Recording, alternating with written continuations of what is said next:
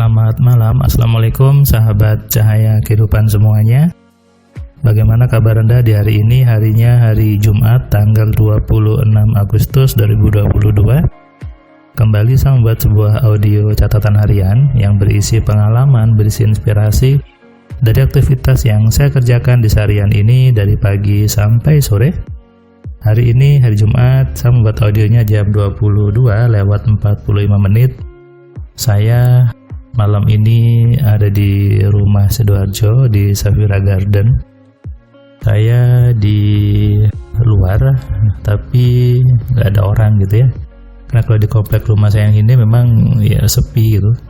Semua orang sudah di rumahnya masing-masing, tidak ada yang lewat-lewat dan hanya ada suara jangkrik penuh keheningan, penuh dengan kedamaian.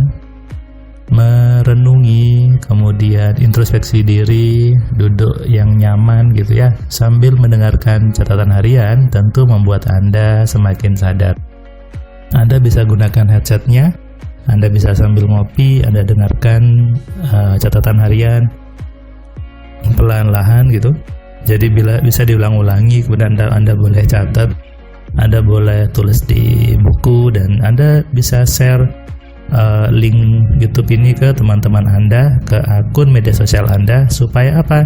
Supaya kebaikan ini tidak berhenti di Anda aja, tapi juga menyebar ke seluruh teman-teman Anda, ke seluruh manusia. Karena menyebarkan kebaikan tentu berbalas kebaikan kepada Anda sendiri. Menyebarkan sesuatu yang baik pasti kembali kepada Anda sendiri. Terkadang banyak orang gitu ya, ingin hidupnya baik, ingin hidupnya penuh dengan positif, tapi yang disebarkan negatif. Kemudian ketika dapat sesuatu yang negatif, ngeluh sama Tuhan, marah sama Tuhan, menganggap Tuhan tidak adil, menganggap Tuhan ngasih hukuman, Tuhan ngasih azab dan sebagainya. Padahal yang terjadi itu adalah efek dari apa yang dia lakukan, efek apa yang dia sebarkan. Setiap perbuatan kembali kepada pembuatnya sendiri. Ini sunatullahnya, itu ayat yang Tuhan tuliskan di kitab suci, di Al-Quran, bahwa apa yang kita berbuat pasti kembali kepada kita sendiri. Kalau Anda mau menyebarkan kebaikan, maka pasti kebaikan itu kembali kepada Anda sendiri. Sebaliknya, kalau Anda menyebarkan kejelekan, maka pasti kembali ke Anda sendiri. Ini sudah hukum alamnya. Makanya daripada yang balik itu jelek, yang balik itu negatif, lebih baik Anda sebarkan yang baik-baik saja, sebarkan yang penuh dengan kesenangan gitu ya. Dan baru bisa menyebarkan kebaikan kalau isi kepala kita juga baik, isi kepala kita juga penuh dengan hal-hal positif. Faktanya sebagian orang isi kepalanya itu negatif, tapi tidak mau disebut jelek. Lucu ya, saya sudah berpikir baik Mas Firman, saya sudah berpikir positif, saya sudah mengerjakan amal soleh gitu, tapi kenapa hidup saya tidak nyaman, kenapa hidup saya susah, Tuhan sudah menghukum saya gitu. Banyak sekali komentar di channel YouTube ini yang isinya seperti itu juga gitu ya. Merasa sudah berpikir positif, merasa sudah berbuat baik, merasa sudah bersikap baik sama orang, tapi balasannya jelek. Hukumnya adalah kalau yang dibalas itu jelek, maka Anda harus terima kalau Anda juga jelek. Jadi gak usah nyalakan orangnya, lebih baik Anda introspeksi, Anda merenung dan melakukan perubahan di diri Anda. Kalau bahasa saya di kelas AMC adalah melakukan modifikasi pikirannya.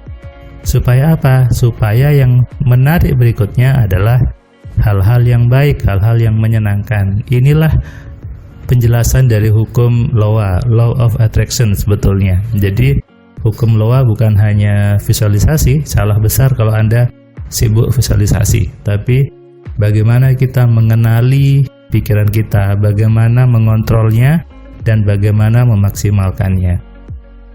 Memang ini sesuatu yang harusnya dari kecil diajarkan, harusnya.